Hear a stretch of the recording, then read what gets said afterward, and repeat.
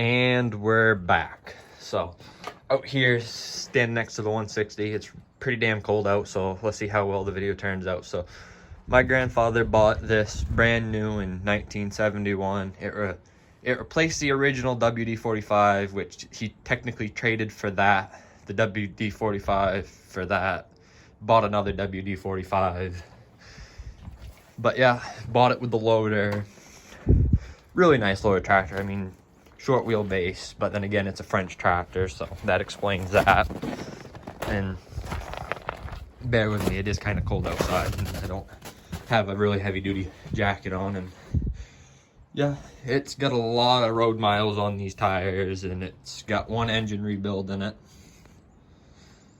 And really nice tractor. This thing was the biggest tractor for I don't know how long. Up until the 70s, I think,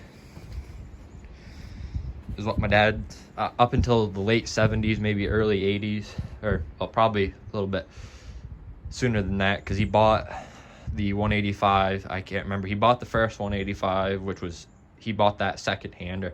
He bought that one used, and that thing was no good. That thing was a crack whore when it came to starting fluid. It liked its ether way too much.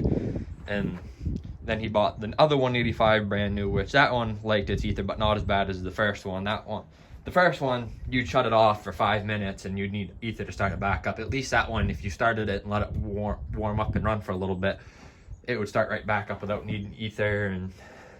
But for the longest time, this did everything on the farm as far as I know. From the mowing, the baling, chopping. I just know that loader was a definite upgrade, and my grandfather originally had Canadian ring chains on it, which will beat the hell out of the driver if you drive on any hard surface. And yeah, but this is the winch I got for free. I never did a video on it, even though I said the day I got it I was gonna have to make a video on it. But this basically was my uncle bought it off of somebody. I can't remember who he bought it off. Really good winch. We used it. We put, my grandfather, my cousin, and basically everybody in the family's put a lot of miles on this goddamn thing. I mean, it's got a lot of wood in it. And my uncle didn't really need to use it anymore, and he asked me if I wanted it, and I'm a sucker for free shit, so I bought it, or did buy it. I said, yeah, sure, I'll take it. And I tell you what, it's the nicest thing ever for when you want to pull trees. When you want to pull trees up around the edge of the field that are falling down over. Because if you don't know, if you can't really tell that good in the video, but the tree line there and down there goes down over a pretty good steep bank. And down there, it goes down over a bank into a swamp. And all along there is along a stream. So that winch has been nice for pulling up dead trees. But yeah, really nice tractor. It's got, hopefully you can see that.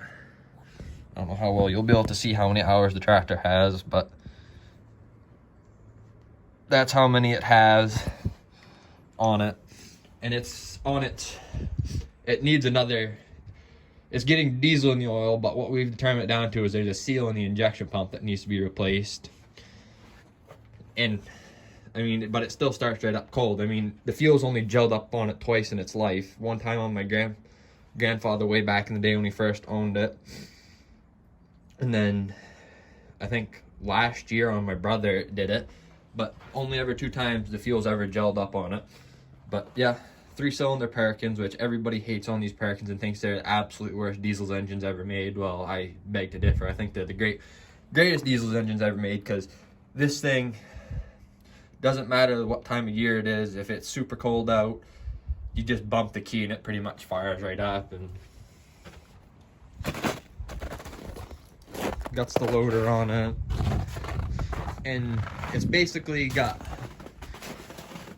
it's basically a Renault. I can't remember what model number Renault tractor it is, but it's basically a Renault tractor with 170 fenders and a hood on it, which, like the normal 100 series, you gotta take it apart piece by piece. Well, this one, you just pull these handy dandy little latches right here and the hood flips up. It's a really nice tractor.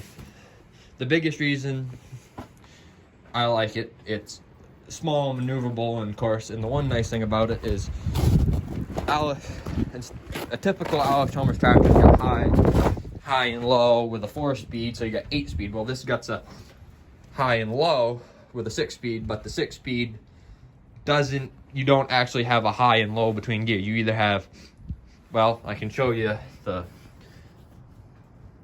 that right there basically tells you, but it's always in higher rank.